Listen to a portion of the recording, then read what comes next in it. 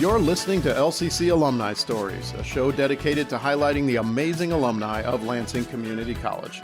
I'm Steve Robinson, president of LCC, and on each episode I have the awesome privilege of getting to know one of our many inspiring alums and hearing about their experiences at and since leaving LCC. The LCC alumni community is expansive and far-reaching. They're an incredibly diverse group of people representative of all walks of life, working in hundreds of industries across the country. LCC Alumni Stories shines a bright light on alumni who make positive contributions to their communities and showcases those who have overcome obstacles and barriers to achieve academic and personal success. These are their dynamic stories. My guest today is Chelsea Vann. She attended LCC as an international student from 1998 to 2001. Chelsea currently works as an academic success coach at LCC. Welcome to the show, Chelsea. Hi, thank you, Dr. Robinson, and thank you for having me. Oh, I'm delighted to have you, and it's really wonderful to have you on the show, and I want to hear about your experience as a student, particularly as an international student. But before we get to your alumni story, tell me a little bit about what you do here at LCC. You are an academic success coach, right? Yes, I am. How long have you had that job? I have that job since day one. I'm very fortunate to be selected for the first 5 hiring in, and so I started on February the 6th, 2017, and the 5 of us, I think now Sarah and I are the 2 original left. But that's fantastic. So for our listeners, our Academic Success Coach program is a few years old, but you were one of the very first. So one of the first 5. Yes, I am. That's great. The original 5. So you've been with our Academic Success Coaching program from the beginning. Tell me a little bit about how it's changed over the last 5 years or so. The change is amazing. Mm-hmm. I witnessed a transformation of this program from scratch. Like we start from scratch, basically. Right. And we aim to be a national model for all community colleges. So it is amazing transformation from a team building, putting more staff in, up to 18 coaches. Mm-hmm. Right. And so we're at 18 coaches right now. Because there's a movement of staff resigning to go to another university, or they have opportunity and whatnot. But 18 coaches, 2 managers, and a director. Right. And so you got to be there from the ground floor. You've seen it develop over time. Tell me about the impact of this program. What kinds of things do you and your colleagues do for our students? The impact, I think it's very significant because every single student that build a relationship with coaches and faculty members as well, everyone told us that they are so glad that they have us here to be a focal contact person for students, but also a liaison between different departments. So we are be able to provide students with wrap-up service, and many students, especially international student, global student community, keep telling me, like, I am so glad you're here to help me through the transition. And I love that part. That's a special population that I'm dealing with. So international student and global student, but all the liberal arts student as well was under my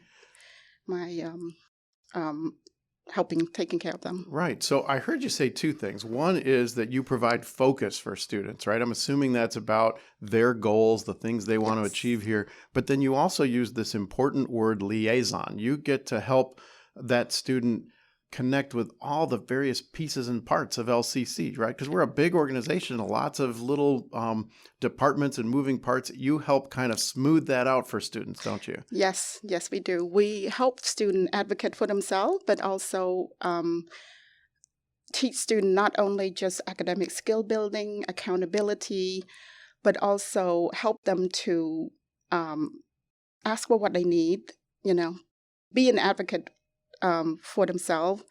And I would say to many students, like, if you run into any issue or barrier on campus or off campus, if you think of me, I think the program is very successful because I will help you navigate on campus and also off campus resources, and I'll be your cheerleader. I can be your accountability partner to make sure that you reach your potential and academic goal. I love all of that. And one thing I want to amplify from what you just said, it sounds like you directly help students with these things, but maybe more than that is you help them build capacity to do these things on their own. Yes, we do. I think because from my experience, I also work for CAMWA, Michigan Works. Oh, yeah, So CAMWA, right? yes, That's it, CAMWA, CAMW, WS. Capital Area Michigan Works. I've been here for 2 years, but I'm still learning all our acronyms, right? Yes. CAMWA. So I sometimes help students. We have a career services center, but I sometimes also take an opportunity to help students with employability, not just academic skill, but life skills sometimes if they need it, and be a listening ears and make them feel comfortable. And once they are in LCC, join the program, join our college, I want to make them feel comfortable and belong. So I think that's important. I think it's important too. That's our tagline, right? You belong here. Yes. So you mentioned that one of the student populations you work with is international global students. That's probably a good transition to talking about your story. You came to LCC as an international student in 1998. Yes. Yeah, tell me that story. How did you come to LCC? Where did you come from? And what was that like for you?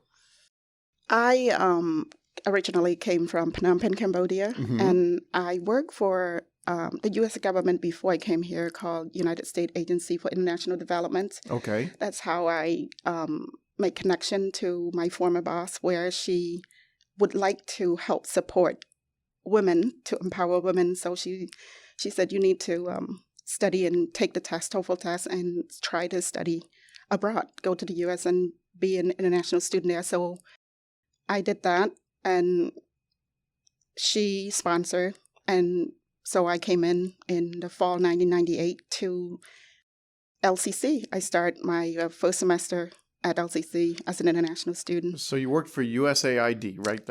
Yeah. Yes. And did you come straight to Michigan, or were you in a different part of the country coming from Phnom Penh? I came first to Houston, Texas. Really? I have an uncle and aunt that migrate after the genocide in the 80s to Houston. So they live in Katy, Texas, 45 minutes outside Houston. Right. And I was there for 2 semesters on my intensive English.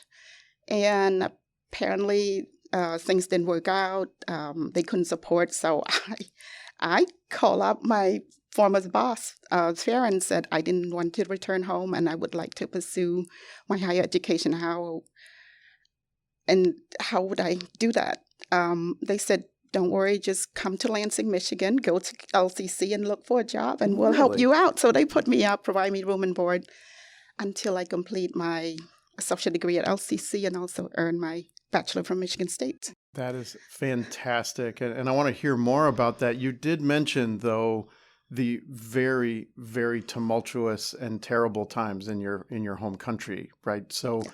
Am I right in assuming that the genocide and the tragedy that happened in Cambodia had something to do with you relocating to the United States? Where was it after that you and your family came? Yes, the Khmer Rouge genocide took over April 1975, and it lasted until January 1979.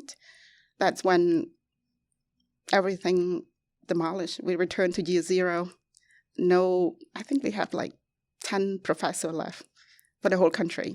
It was a purge of that society, wasn't it? Academic and all of that. So that's when I lost my only brother and my father, and my mother with 4 daughters after the Chelsea, war. I'm so sorry. That's okay. Yeah, and I know that's part of your story. I'm sorry to dwell on it, but it seems that you coming here was a real transformation for you, right? After that, after the almost unimaginable tragedy of what happened in the 70s. So first you come to Texas, and then there's great opportunity for you in Lansing. Tell me about your first days here. What was it like as an international student here when you arrived in the late 90s? It was very exciting. Okay. It was very exciting. I remember when the plane landed in Houston, it was like, wow, this is America. Even at night, it looked kind of excited. So yes, and it's like, and before I know it, wow, it's as hot as Houston, as hot as Cambodia. But I love my classes that in like Houston Community College as well that I attended, and I love those classes. And Houston Community College is big. Yes. I just this last weekend, this last week I was at a conference. I spent most of it with the current chancellor of Houston Community College. Oh. He told me that at one point they had well over 100,000 students. Wow. I mean, far in excess of that. It's a huge system. So you started taking classes there, but then you relocated to Lansing. I relocated to Lansing. I didn't know anything about the family I'm about to live with, and also know nothing about Michigan weather. So I'm in for a nice surprise when it snows. I've never seen snow in my life. So very different from Cambodia and very Houston. Different, and Houston. So, but I was so excited. So my host parent, Roberta, she brought me the next week to LCC and register, and then look for a job right away. So I found a job to work for a student affairs office with the dean's office as a student employee. So you worked here in addition to going to school. I worked. That's a wonderful story. So what did you study, and what was your associate's degree in? I was not sure what I would like to do, so I was just tested out like what I know what I would like for a bachelor degree, but for an associate, I was like, I just need to take all the classes and see if I can transfer to Michigan State University. Right. So after a year of language study and also 2 years, I received my associate degree, and it's undecided at that time. It should be liberal arts, but it's undecided at that time. So like a general studies pathway, yes? Yes, mm-hmm. Yes. And what was the transition like, your transfer experience from here to Michigan State? It was a little bit of a shock for the classroom and the auditorium size from a one-on-one. I took classes in those same. I'm also an alum of Michigan State. Big lecture halls, hundreds of people, right? Yes, yes. So that must have been different. It was different, but the James Madison College for the university, it's small enough. I don't live in a dorm like other students, so I don't really build connection there. But I have a community at the Writing Center, because before I leave LCC, I also work at the Writing Center with Jill Recklin. Yes. So I transferred to the Writing Center at MSU, and I have another community and friend there. So I spend a lot of time hanging out at the Writing Center and provide tutoring with writing. We have that in common. Not only do I know Professor Recklin really well, we worked together at another community college where I worked at the Writing Center, and when I was a student at Michigan State, I made use of the Writing Center as well. So not only did I work in one, I used one. So we have that in common. So your bachelor's is James Madison? Yes. What a great place. I received a bachelor in international relations in, I think, their work from USAID and 7 years of nonprofit organization before I joined USAID. I worked for 7 years after my high school in 1990. So it provided me the foundation and also allowed me to want to be in that profession. Right. Well, and I can picture, because I had lots of friends at James Madison. I actually had a writing gig over there in one of the research institutes when I was a grad student. You must have been a real source of knowledge among your students, right? Because a lot of the James Madison students are probably maybe from the United States, from Michigan, have a pretty standard background, traditional college age, right? And you come to an international studies program with not just an international background, but a really comprehensive one, having worked at USAID and made your journey from Cambodia to here. Did you find your professors to be very interested in your background? Yes, we have interesting class discussions because I think one of the minors, I think I have a minor in political and social economic development in the third world, or I shouldn't call it the third world, in South Asia, developing country. Developing country. We'd have to ask our faculty what the appropriate term is now, but I know what you're talking about. I mean, the developing world or in that part of the world. The less developed country. There we go. So it was, we create good debate, good discussion in class. So I really enjoy my time there. It's difficult. It's challenging for me because the language skill, I have to say sometimes I pull an all-nighter writing essays for my classes or exit papers and stuff like that. But it's a well of knowledge, all the professor around there too. And I can go back and talk a little bit about my experience, actually, the 3 year at LCC as well, if you'd like to Yeah, I know about would. that. I would. So, but it sounds like on the language front that you made use of the Writing Center at both LCC and Michigan State. Talk to me a little bit about those years at LCC, though. So, this is before you transferred to James Madison. What was it like being a student? What kind of support and help did you get here to help you be successful as an international student? It is amazing. It was amazing support. I wouldn't make it to MSU if I did not have the support of LCC community and my host family. Mm-hmm. I'm also a recipient of the Foundation Scholarship. Excellent. So I'm grateful for that. And all the professors at LCC that I take classes from, they care. Yes. So I remember my first year, I can list all my professors for reading and writing classes, like Professor Steve Hopkins, Dr. Alan Mars, and Trudy Carpenter is one of the special instructor for my confidential and writing class. That's where I produced a piece where I submitted. She encouraged me to submit it for a competition. That's how it got published in the college textbook writing. Wait a minute. We need to talk about that. So one of your professors encouraged you to enter a writing competition. Yes. Right. And you shared with me that when you were an LCC student that I'm imagining that writing wasn't the most comfortable. That you probably did not view it as a strength of yours, right? No. So talk to me about this writing contest. What did your professor encourage you to do? And I'd love to hear the story. I love it. It's like a second semester in the very first basic writing class. So I wrote a piece about the challenges I've overcome to come to the U.S. to earn a higher education. Uh-huh. So when Trudy read the piece, she encouraged me. She cared. She encouraged me to put into publication, to compete for publication with the Townsend Press Foundation. Okay. Where they published a couple versions of it. And so I did, and I won a second prize for that. And they gave, I think it's a lot at that time, for $1,500 toward scholarship towards school. That's a Yes. great writing award. Excellent. Congratulations. Thank you. And they also gave you like a royalty, you call it, right? Mm-hmm, When sure. they publish, every time they publish, they will give you a little bit of money on the side for that. That's because you're a published author. That's real work that you did. I'm so grateful for her. And the next writing class also, writing 121 and 132, which is a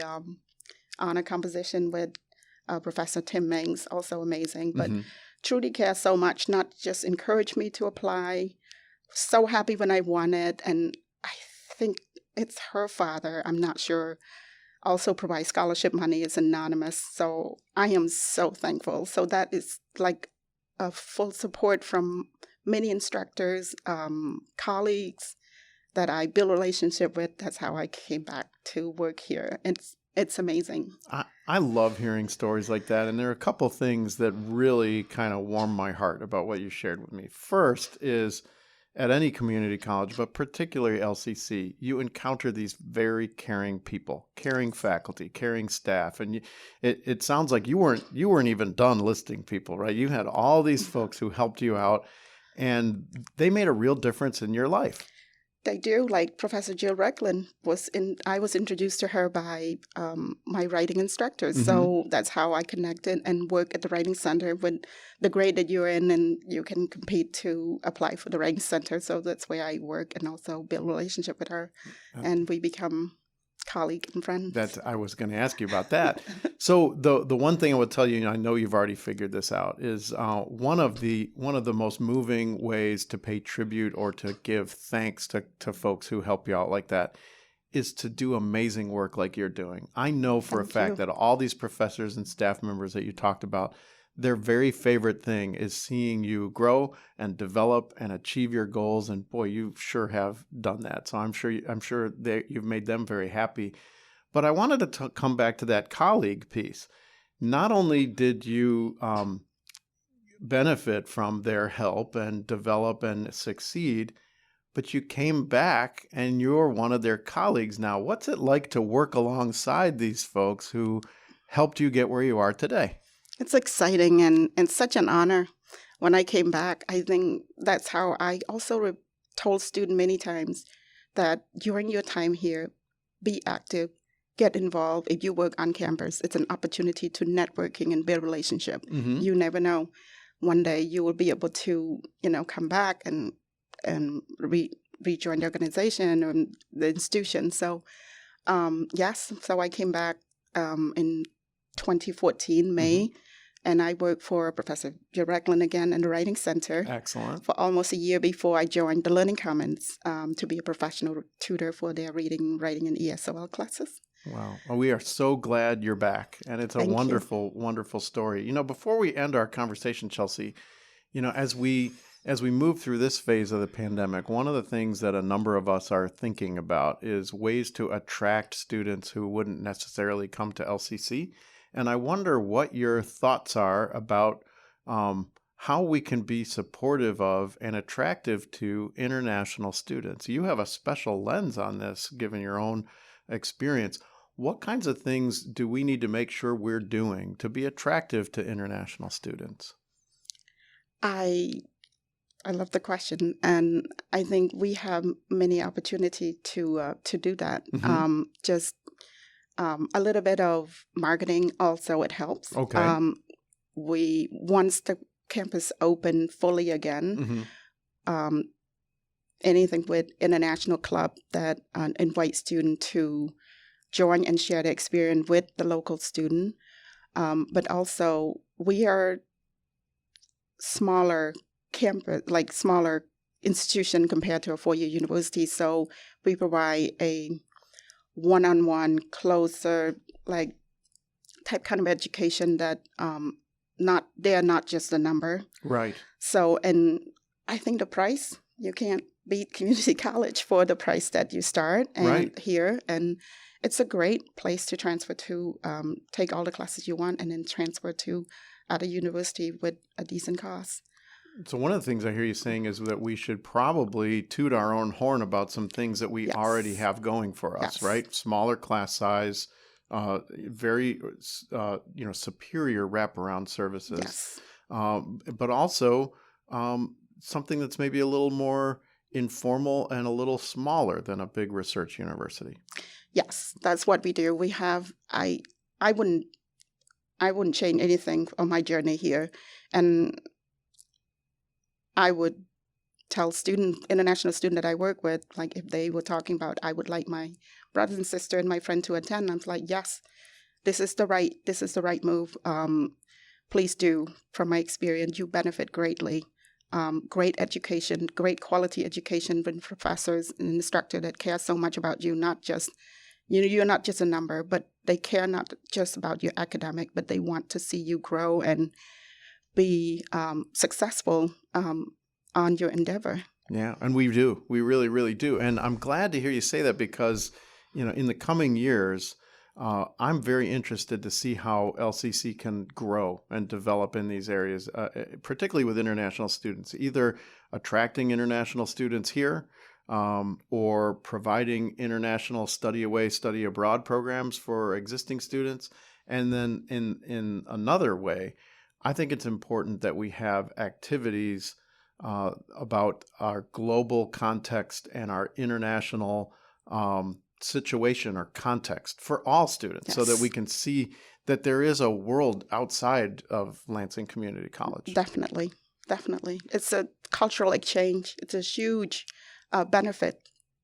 Well, speaking of huge benefit, we benefit hugely from you being here, Chelsea. So not only because of your international experience, but because of your story. I really think that your journey from Cambodia to Houston to Lansing and LCC and then on to Michigan State, that really helps our students. So I really want to say thank you for all that you do for our students and for coming back. Thank you. Thank you for having me. I greatly appreciate it. Yeah. LCC Alumni Stories is recorded, engineered, and produced by Steve Robinson on LCC's downtown campus.